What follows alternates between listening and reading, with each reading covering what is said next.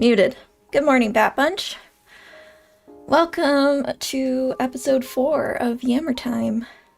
I'm gonna try to, actually follow the Yammer Time script. My allergies are bad this morning, so if you hear my voice gravelly, or if I mute to, sneeze, yep, that's what's going on. But yeah. I don't want to waste any time so that I don't have to edit much. So we're gonna get right into it. Good morning, everyone. Thank you again for the sub. And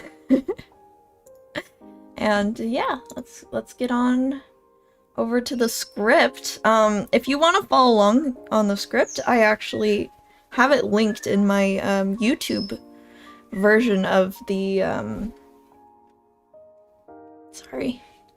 the YouTube version of the video, the VOD, the live stream. Oh, great. But I will also like link it in Twitch.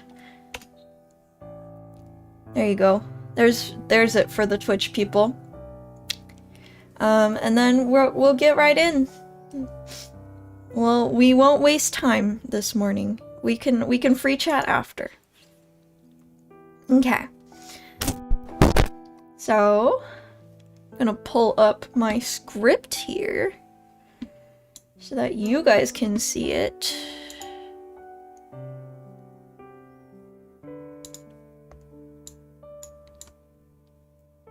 Alright.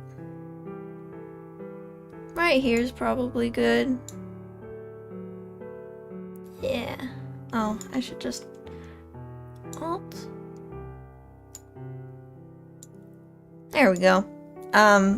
So here's my script. Now you can see when I go off script. Oh, Firefox is not in the... Hold on. It's gotta be here. Okay. Let me sneeze really quick.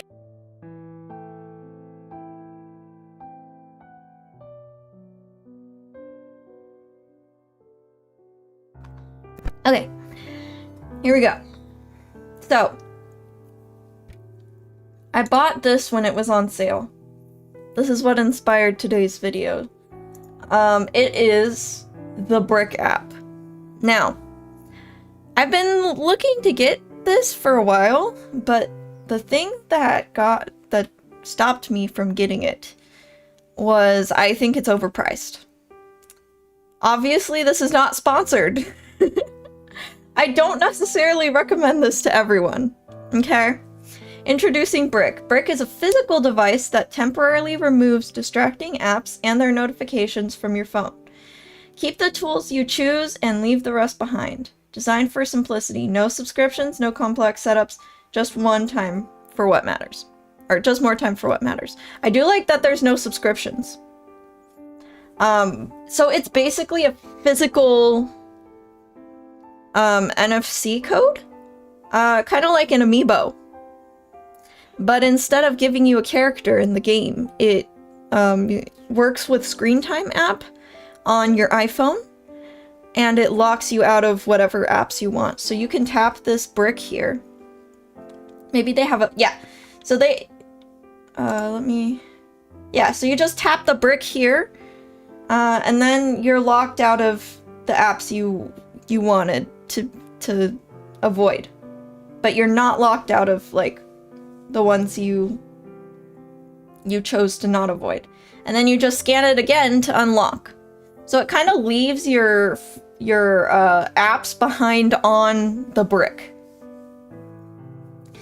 And I've been interested in this thing for a while, but I think it's full price $60. Yeah, full price $60.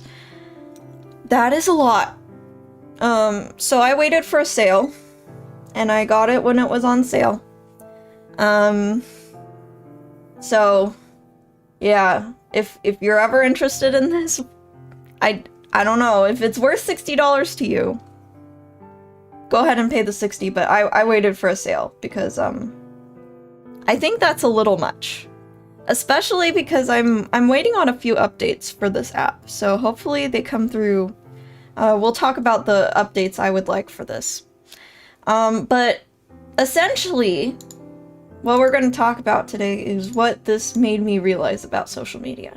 So we're not just going to talk about the Brick app all day, okay? But I'm going to start talking about it, okay? So, Brick. Physical device where I can quote-unquote leave my social media behind in a physical location in the house. I think the Brick's price is a little high. And I honestly feel like a lockbox or just switching to a flip phone would give you the same effect. 199 shared 100 bat bits. Isn't social media itself, as a stimulant, a distraction? Isn't the cure for that either disrupting stimulation, making it a negative, or making something even more stimulating? Thank you, GT Man. I actually agree with you. We'll get into that, but yeah, disrupting it or poisoning it. We will talk about both of those things. And I would call this Brick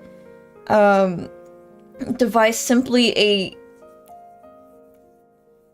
cookie jar, honestly. Keeps it out of sight, out of mind. But yeah, a lockbox or switching to a flip phone would give you the same effect.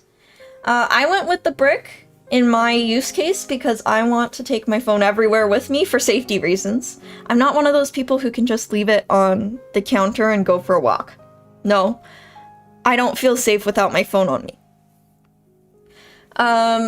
But I also didn't want to bring along all the distracting apps every time I left the house. I wanted to be more present at home and out on a date with my boyfriend.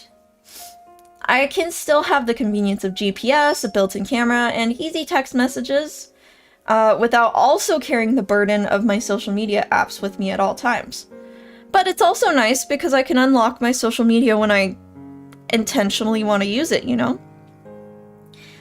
It was a way to have a smartphone when I wanted, but a dumb phone when I wanted as well.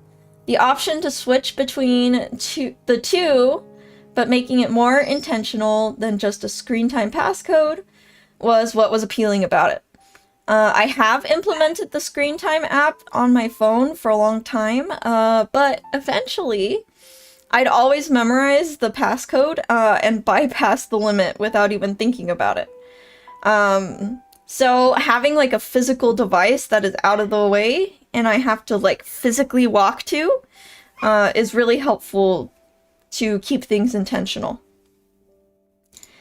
I think a good alternative is an app called Screen Zen. It makes you wait like 60 seconds before you can open an app and you can leave a custom message to remind yourself to be doing stuff.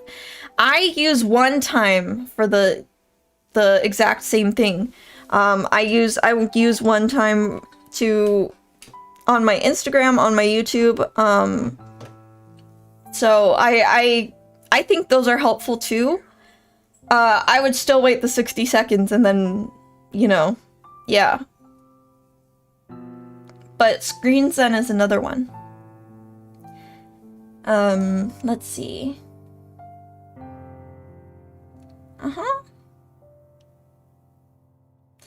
I was reluctant to buy it, first of all, because of the price. Like I said, wait for a sale if you're gonna get this, but I don't necessarily recommend this to everyone. And second of all, I didn't want to face the fact that I needed my phone to sleep. Oh man, I've been falling asleep to YouTube videos since I was 13. Once I got an iPod Touch, I would fall asleep to videos. And so I did not want to face that habit. I was right.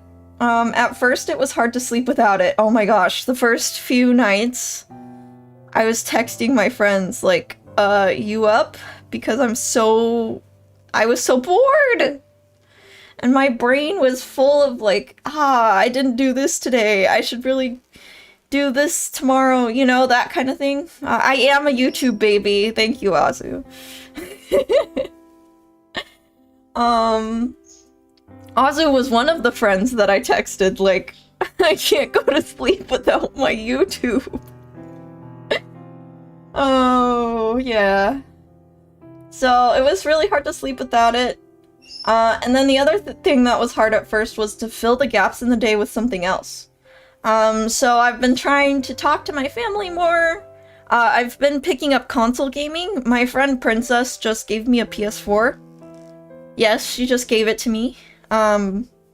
So I've been picking up the PS4 a lot. I started Assassin's Creed for the first time. I didn't know anything about Assassin's Creed before then.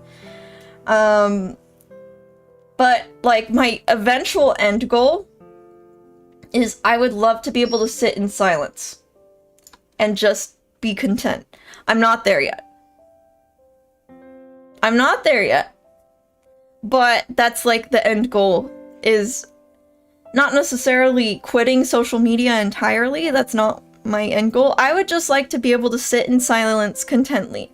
I'd like to be able to sit on my porch and actually enjoy living in the moment. I'm not there yet. My brain's still too rotted. Okay.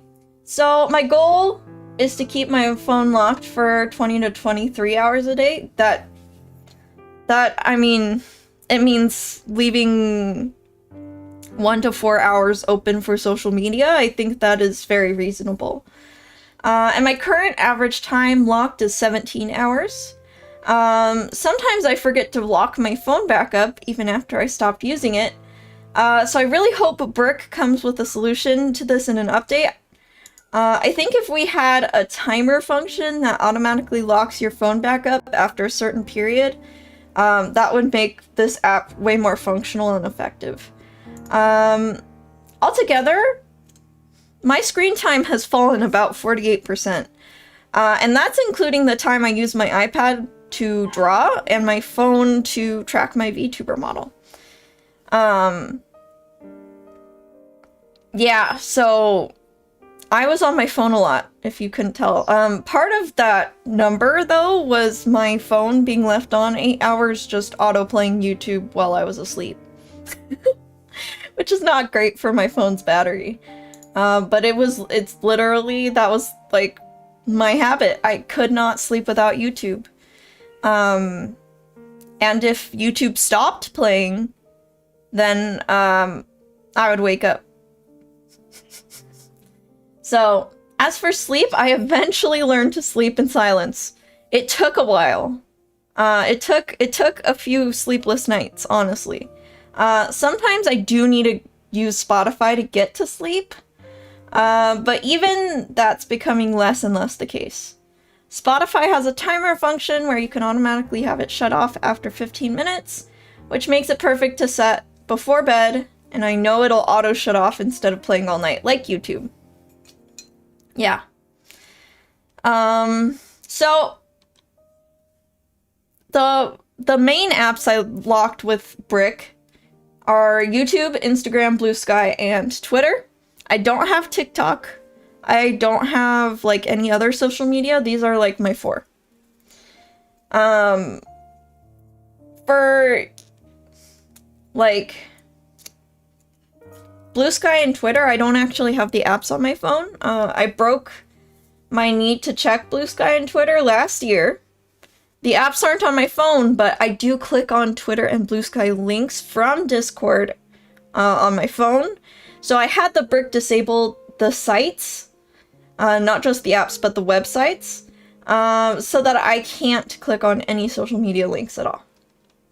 And then the 2 social media apps that stay unlocked most of the time are Pinterest and Spotify. Because I don't feel like these apps need to be taken off of my phone. They're not as engaging.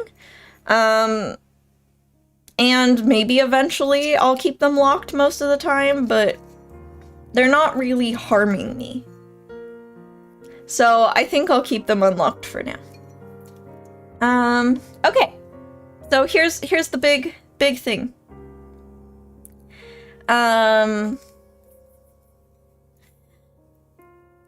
did it change my relationship with social media? I thought, like,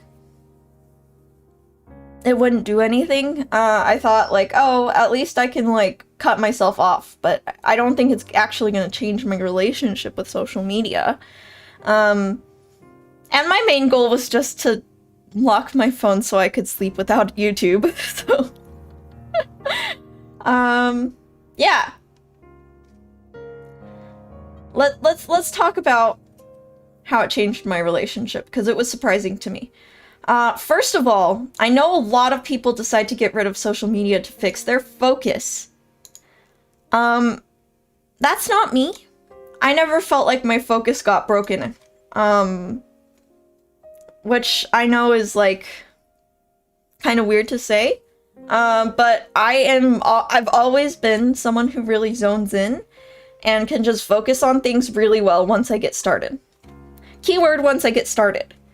Getting started is the challenge for me, and that hasn't changed at all without social media on my phone. I will just as easily stare at a wall to procrastinate as I can scroll Instagram. So it literally didn't change my procrastination.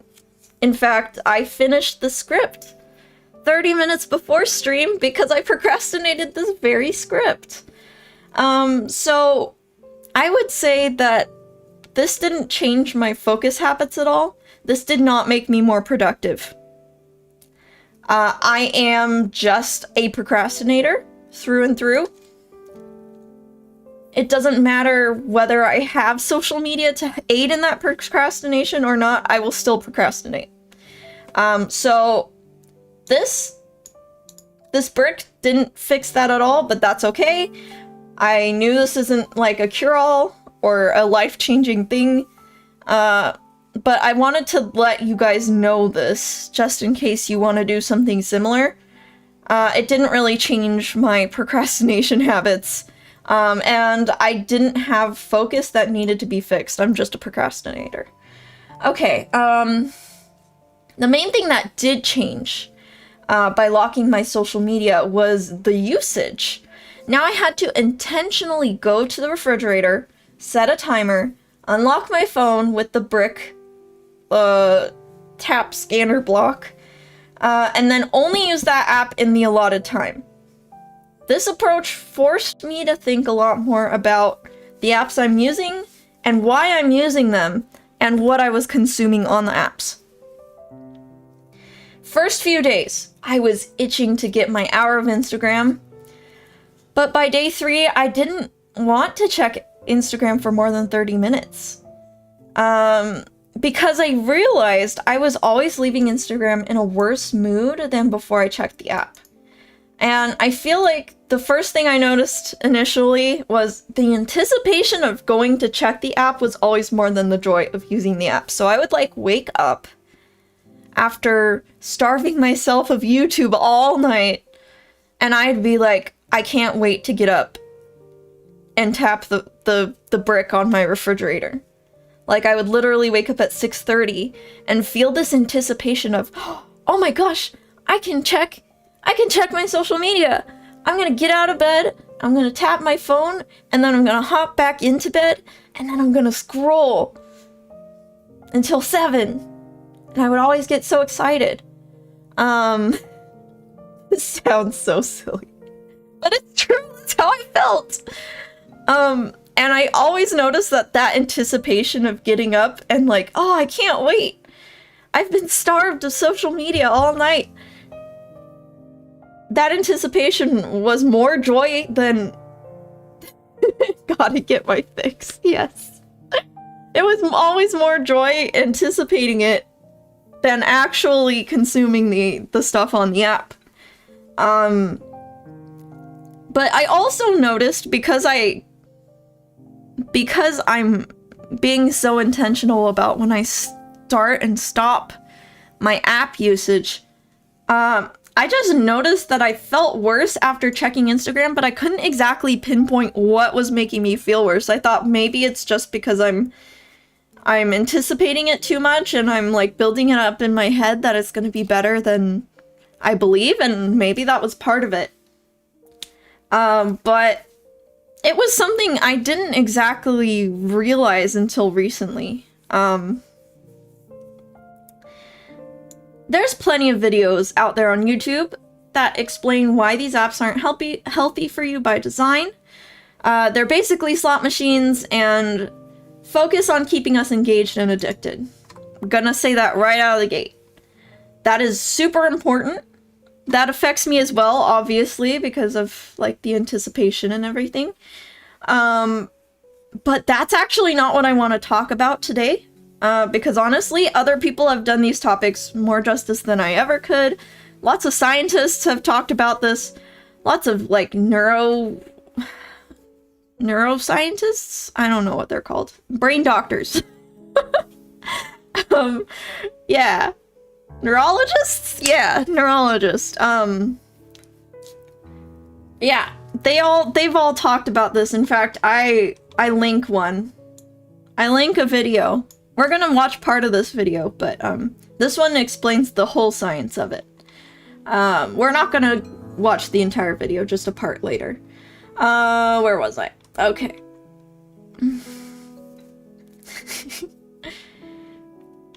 Let's see. Yeah. What I actually want to talk about today is what I'm referring to in the title as the quote-unquote silent killer of your motivation on social media. And I believe, at least for me, that is the cynical, relatable content and doomer content on social media. I mean, you guys probably don't consider me like a super cynical person, and that's because I'm not. I'm actually quite, like, I try to always be optimistic, but, you know, when you're scrolling on an app, you're not always, like, super aware of what you're consuming. And these things that you're consuming can actually subconsciously influence you. Big disclaimer, this might not apply to everyone.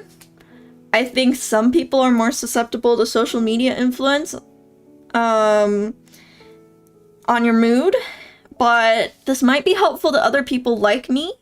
I've always been just more sensitive to media in general.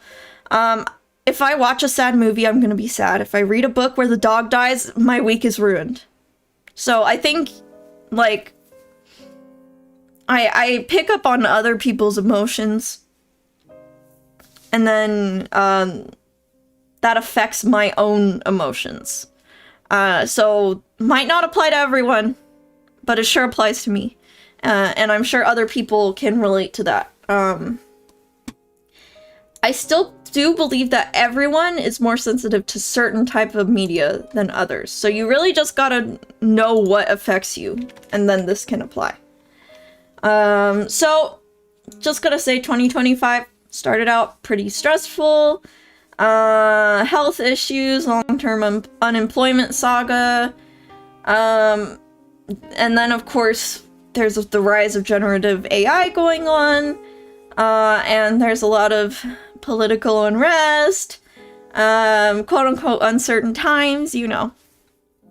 That all, like, adds up stress-wise.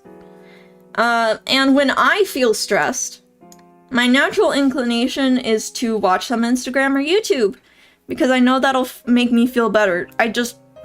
When my thoughts get too much, I want to veg out to some videos.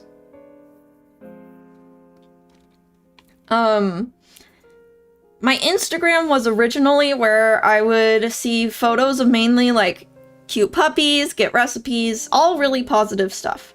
I considered it the most wholesome of all my social media on my phone.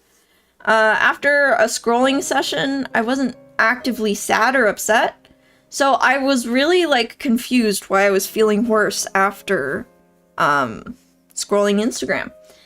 The problem comes when I lose track of what I'm watching.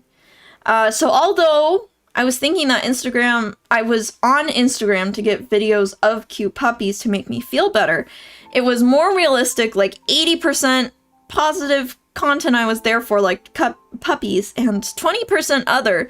This 20% other is what Instagram was, like, recommending. It was putting in my feed. So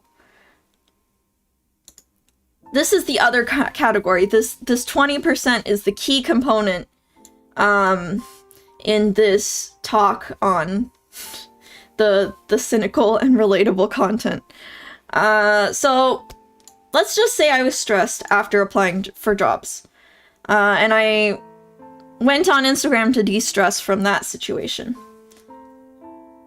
If there was a video that was relatable to my situation, I would keep watching. So let's say it was a cynical video about, like, applying for jobs. Like, wow, I applied to 3,000 jobs. Wow, I only heard back from 2 pyramid schemes. And nobody wants to hire me because I don't have a master's degree and 7 years of experience. Like, we've all heard those, like, cynical humor videos. I feel like I would let those videos play all the way through because I'm like, wow, this is so funny and relatable. And that was my mistake. I would let those videos play all the way through. Instagram would feed me more because I liked that content. Instagram assumes, like, if you watch a video, like, more than half the way through, it's something you like, so it's gonna feed you more of it. And pretty soon, my algorithm is completely different. Instead of 80% puppies, it's now less puppies and more cynical humor on unemployment, on medicine, on the AI situation. Oh no, let's ban... Okay. On the AI situation, and that quickly pipelines into cynical humor about the state of the world. And somehow, I wasn't very aware of what was happening to me or my worldview over time. Like, I still thought this whole time I'm just on Instagram scrolling and watching puppy content. Like, I wasn't entirely aware. It's not like I exactly remembered all the negative content I just consumed on top of the puppy content. So, during the flow state of scrolling, there's no time to pause and self-reflect. Excuse me. Or have self-awareness. No way to tell if you were enjoying yourself or not. Because I feel like you can only evaluate how that made you feel afterwards. And a lot of the times we get pulled away from Instagram from something else to distract us, so we didn't even, like, self-evaluate exactly how that scrolling session made us feel. It was only when I got the Brick app and I had to tap to unlock Instagram, then wait for the OneSect app to load Instagram after a minute, and then get into Instagram, and then my timer would go off and I could close the app and then tap my Brick again. That whole physical loop of how to consume Instagram, it gave me enough time to process how I felt before and after Instagram. And it was only then that I realized what I was doing to myself, which is consuming negative content that is making me more cynical about my worldview. And so, since this channel is about content creators, let's focus for a second on the anti-AI content and how it made me feel. So I would see tons and tons of posts pointing out companies' use of AI, artists losing their jobs, but I would also see funny videos of people acting like the AI videos in, like, a comedic way to, like, balance it out. And just to show you guys my like, how serious my seriously messed up my algorithm has gotten. I opened Instagram just for this script, and I was like, alright, I'm gonna put whatever is the first video that Instagram recommends to me, and I'm gonna post it here. Chances are it's something negative. Let's go see what Instagram fed me the moment I opened the app.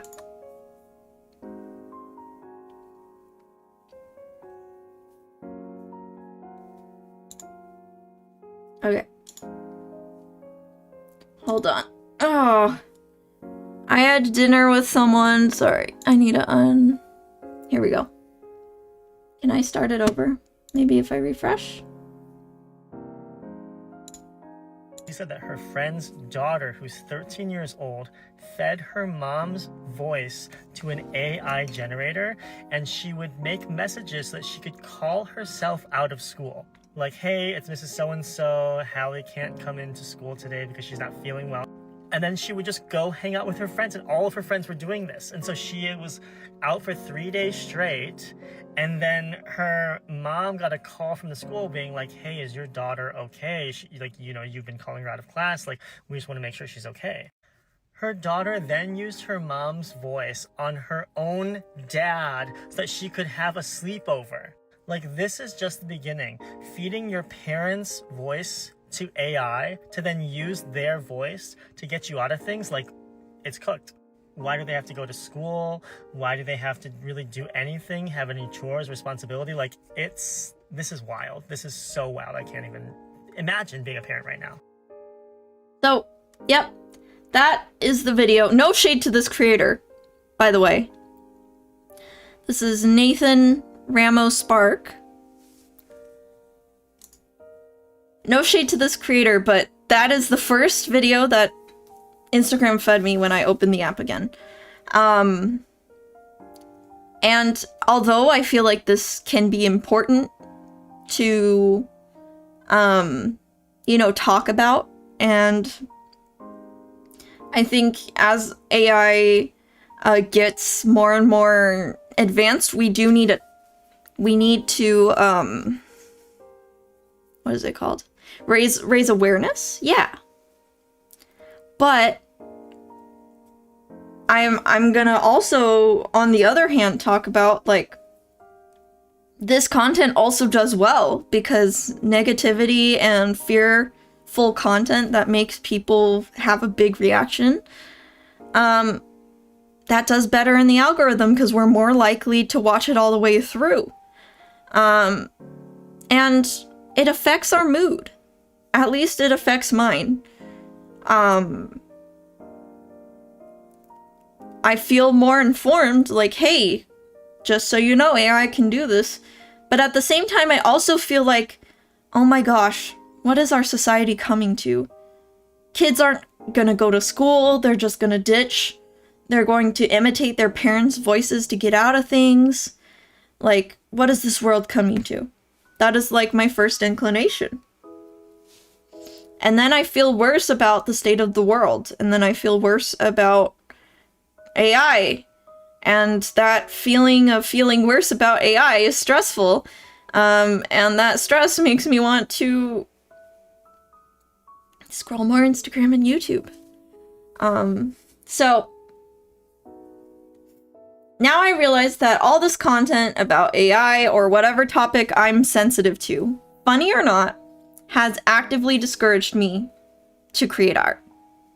I'm more cynical about art than I have ever been. And the cynicism leeches my motivation. Not just to create art, to do anything. Why try? Why try as an artist when AI is just gonna take over? Why try to get a job when ghost jobs are out there and these people are reporting how they applied to 3,000 jobs, and even when you get a job, you have to be in corporate America, which is like the worst thing in the world. You have to deal with bad bosses and all this stuff. Why try? That's what the dark, cynical humor and the negative news, quote unquote news, content does to me. It basically just teaches me why try. In fact, I'm gonna add negative content.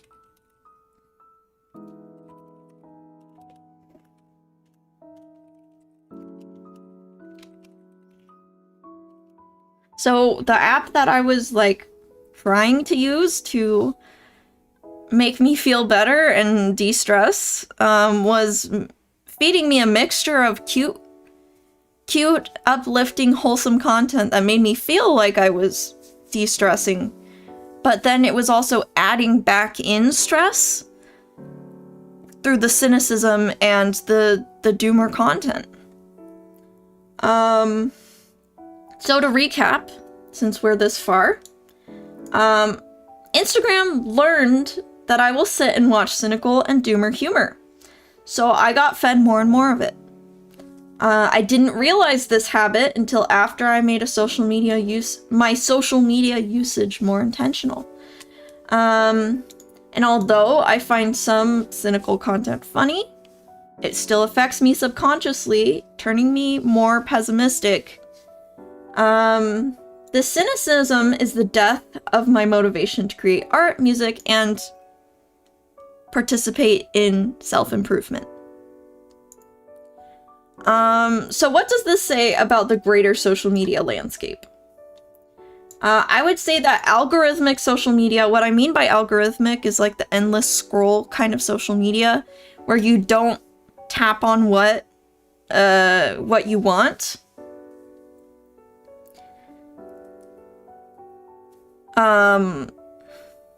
Like YouTube, you can tap on a video based on the title and thumbnail. But with TikTok, Instagram, and YouTube Shorts, it just gives you a video. You have no say in the matter of what you want. So this kind of algorithmic social media is sort of a twisted mirror of sorts. It reflects your interests and feelings, both good and bad if you're not careful. So in my case, it reflected that I love puppies, I love recipes, but it also started to reflect that I'm unemployed and feeling hopeless about that. That I've been dealing with stress and health issues, and that the state of the world is scary, and that I am anti-AI. And we have to actively break this loop and not engage with the content that will make us bad or sap our energy. It's something that you have to actively decide to do. And in order to actively make a decision about that, you have to be engaging your brain when you're using Instagram. So I basically learned Instagram is not a place I can turn my brain off. I actually have to turn my brain on to use Instagram. It's not the, I can't use it as a mind number anymore. This can be really hard to do, because if you're already sensitive about a topic such as AI, and someone comes saying like, you won't believe this terrible thing AI is capable of now, you naturally are inclined to watch, even though it'll make you feel worse and you know it, but you feel like, now I need to know, because it's your fear. And I feel like media kind of banks on that. And then I also feel like we are growing up in a very cynical generation. Our humor is in part very doomer by nature. And then I found this, well, I didn't find this. My friend Ocus Coyote shared this thread with me from Twitter. And it's just a little food for thought. So this is a thread by Jason Pargin, author of John Dies at the End. Okay. So, regular reminder that while there are plenty of people out there with anxiety and depression, much of quote-unquote comedy Twitter is doing the I long for death or I welcome the planet-killing meteor as a bit, as a joke. And that can be toxic for some. We all are influenced by peer moods/signaling. Polls consistently show that 80 to 90% of people say they're satisfied with their lives. A skim of comedian Twitter would make it sound like it's 0.01%, with the only positive being a handful of billionaires, while everyone else is living in utter HE double hockey stick. The vast majority of "this is the eve of the apocalypse" talk is just a running gag, a performance. People hosting podcasts about how civilization is tipping towards oblivion will turn off their mics, then go have a light-hearted dinner with friends, and then go play some video games. The people saying these things mean well and want a better world, but they're also comfortable and well-fed and generally happy. Most people are. This doesn't mean your anxiety and/or depression is invalid or a choice, only that a toxic environment can definitely make it worse. And for many, Twitter is that toxic environment because there's so much pressure to perform being miserable, trying to top each other in this weird competition to see who can come up with the most over-the-top phrasing. This is the midnight of the human soul. Worst, lots of us think of it as a virtue, like we're bravely showing solidarity for the miserable by joining them in their misery. But it actually doesn't work that way, and never has, especially when the effort stops at projecting the misery. Talking about how bad the world is and how bad AI is getting actually doesn't solve the problem. And it can actually hurt the motivation of others to do something about the problem, for instance.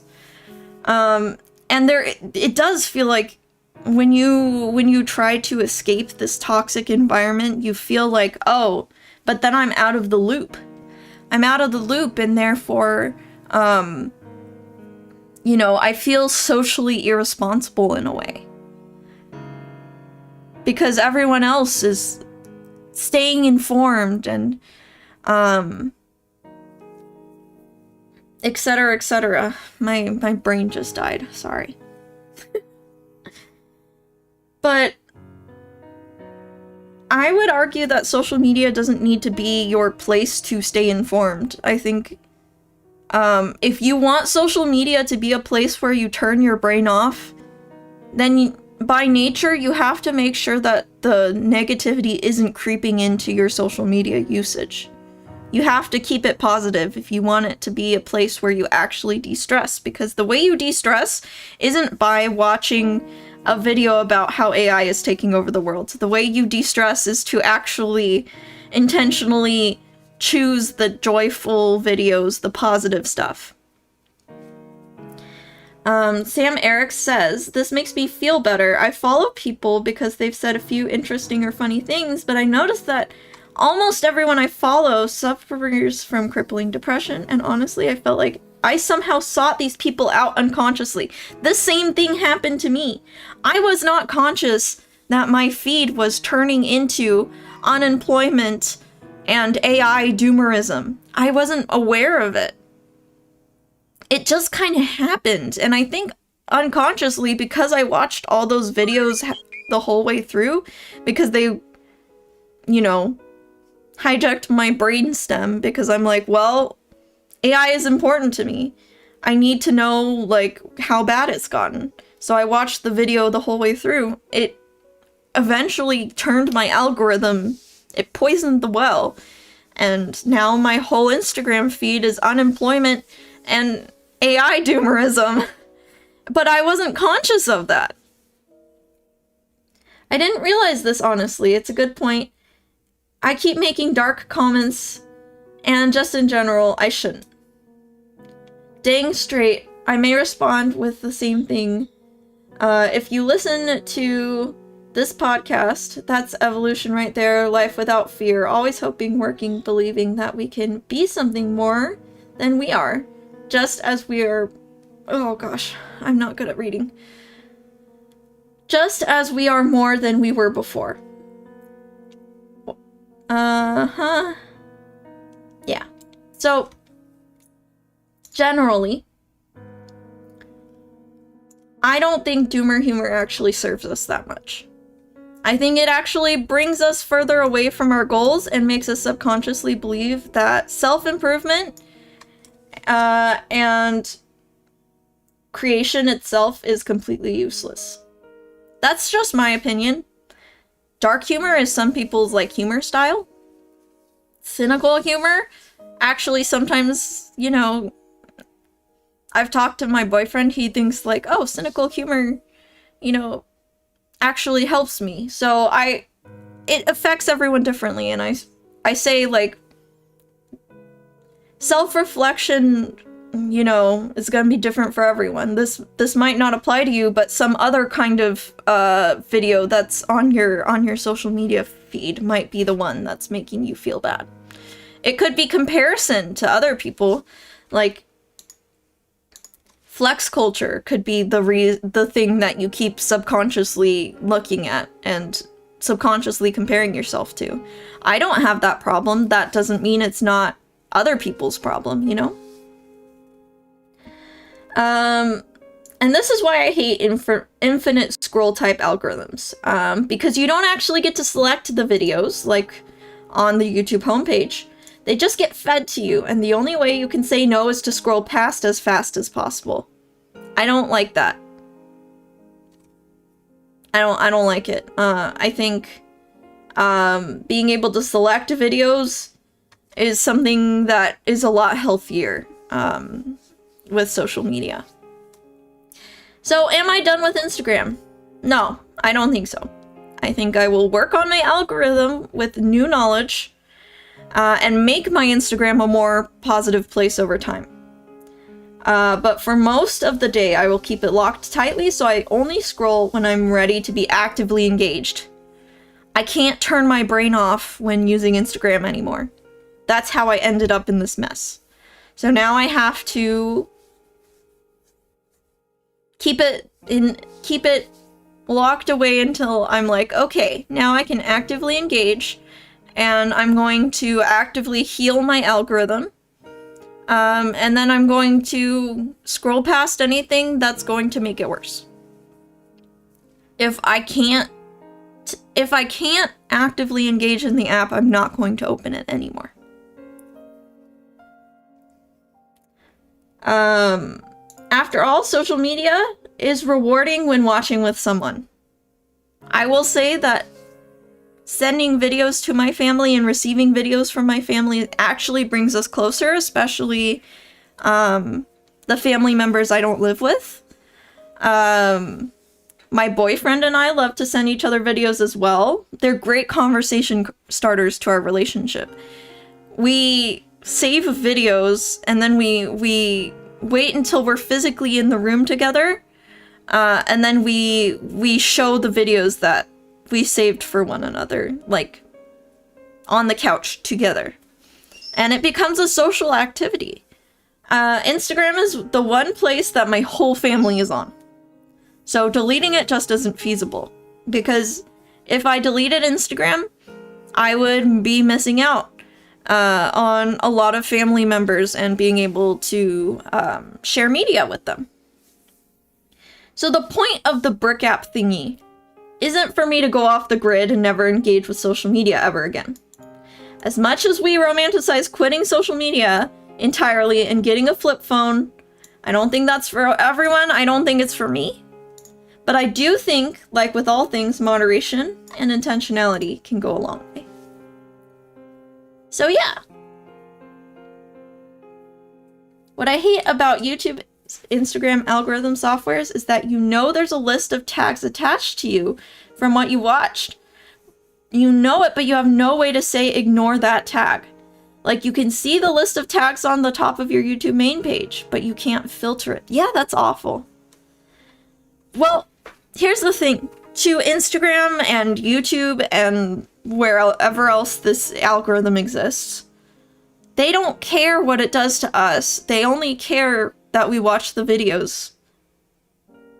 So it doesn't matter if we're hyperfixated on something that is harmful to us. It's the same as watching something healthy to these algorithms, to these companies.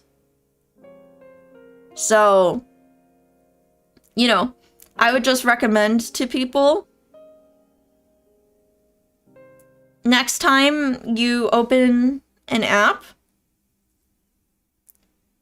think about, like, hey, is this video serving me? If not, I'm going to scroll. And that takes brain power. That takes self-awareness. Which is hard if you use these apps to unwind after a stressful day. You don't want to engage your brain. So we're gonna watch part of a video together.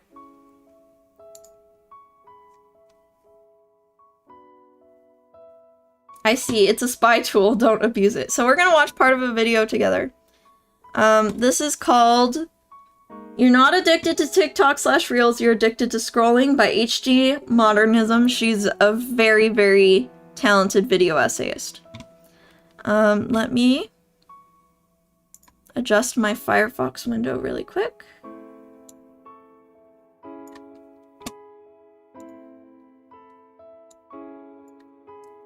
Alt. You can find the link to this video in the Google Doc in my YouTube description. Hold on. Now we can't see the oops.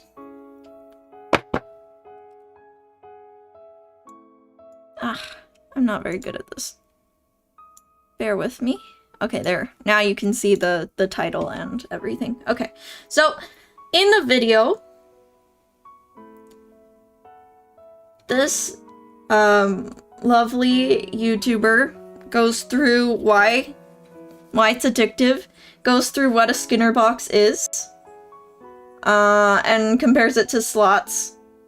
So I recommend you watch this part. That's not what I'm gonna focus on today. I'm gonna have her explain to us how to get out of the loop. Because, so the Skinner box loop is basically where these pigeons would want endless food because the button that they would press for food didn't always give them food, and it made it more addictive. And there's science behind that, but I'm not going to get through it. So, smashing the Skinner box is how to make it not addictive. So we're gonna pause the music and see what she has to say about breaking the social media addiction with science. To fix my phone addiction. Eating cold turkey might work for some people, but it might not be possible or sustainable for others, like me. I just started with a simple mental exercise, just to stretch my self-awareness muscles. Here's how it works. Before you open your app, start a 5-minute timer on your phone. When the timer is up, pause the app and ask yourself the following questions. First question, how did this experience make me feel? Neutral, is there something else that I could do that would make me feel something? Positive, what else could I be doing that would also give me that feeling? Negative, is there a useful way for me to harness this negative energy? Or is it just draining me? Second question, was this a good use of my time? So, she is essentially giving you a flow chart to bring intentionality back into it and bring awareness to the content you're taking in, why you're taking it in, and how it's making you feel. So, if you came out of that experience feeling neutral, or positive, or negative, you should be aware of that. I scrolled Instagram for 5 minutes and it made me feel positive. Great. I scrolled Instagram for 5 minutes and it made me feel negative. Oh, why did it make you feel negative? But always ask, was this a good use of my time? Because sometimes it is. Sometimes you actually just need some puppy videos at the end of the day. And sometimes you go down a conspiracy rabbit hole and give yourself anxiety right before bed, which was not a good use of time. But being aware of that is the first step. Did it bring me closer to others, update my understanding of the world, or even calm or relax me in a way that will give me the energy to... Where did my captions go? There we go. Oh gosh. Come on, YouTube. Let's go back a little bit. Question. Was this a good use of my time? Did it bring me closer to others, update my understanding of the world, or even calm or relax me in a way that will give me the energy to do something else I enjoy? Now restart the timer, go back to your app, and repeat. The goal is not to force you to give up something you truly like. The goal is to try to train yourself to access that self-awareness breakthrough in the middle of the flow state. What I found by doing this a ton was that I gained the ability to actually evaluate how I was feeling in real time. I started being aware of whether I was actually enjoying what I was watching or reading. And I found I generally wasn't enjoying myself most of the time. Usually, the content itself was at best neutral. And those true feelings started to become more real than the dopamine-fueled, glazed-over trance I was in before. I started to open the app, remember my real feelings, and close it again automatically. I've heard about other people using a timer and then closing the app afterwards, but I don't think that would work for me because what if I'm not done? I don't like depriving myself of things because then it makes me want them more and complicates the already unhealthy relationship. The beauty of reflecting after the timer and then going back to the app is that I could have as much as I wanted, but my appreciation shifted, and then I didn't want it anymore. I feel like I had a similar feeling where I didn't want to deprive myself of social media. In fact, I can unlock my phone at any time other than bedtime. Bedtime is my one boundary. That's the only time I can't unlock my phone. I just have to be intentional about when I unlock it. And that intentionality is what made me realize that the feelings I thought I was having about social media and the feelings I actually got from social media were different.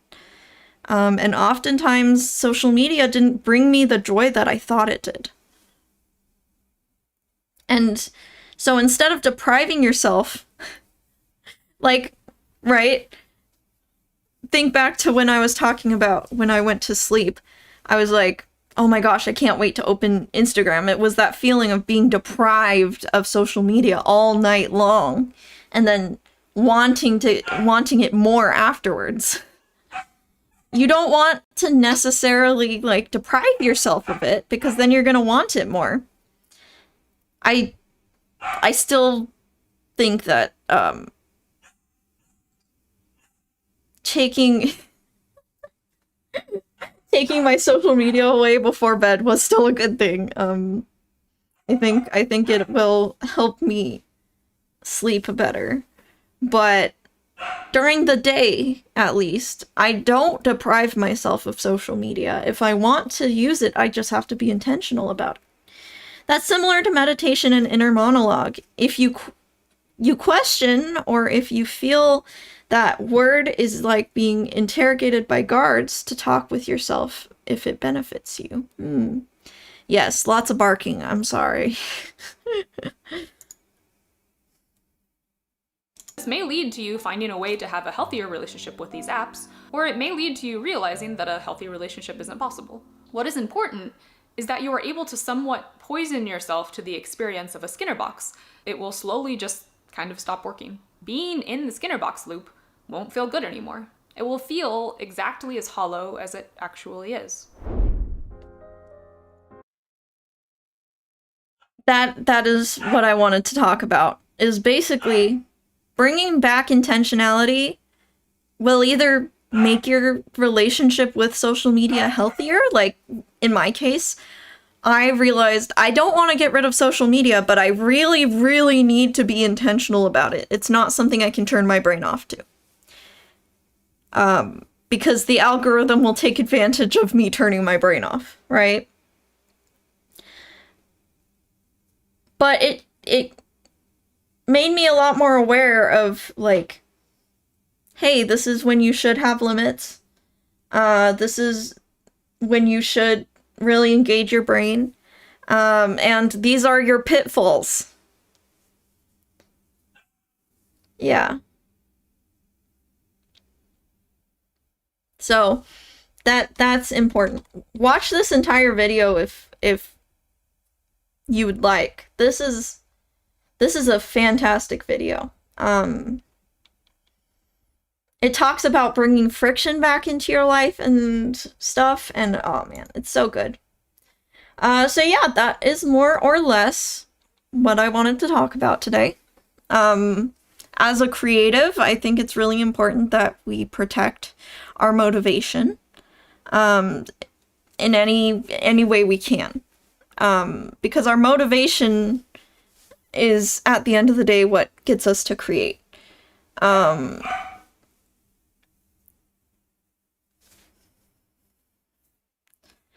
things that helped me are notifications turned off always, turn off YouTube history, and turned Instagram to following only mode.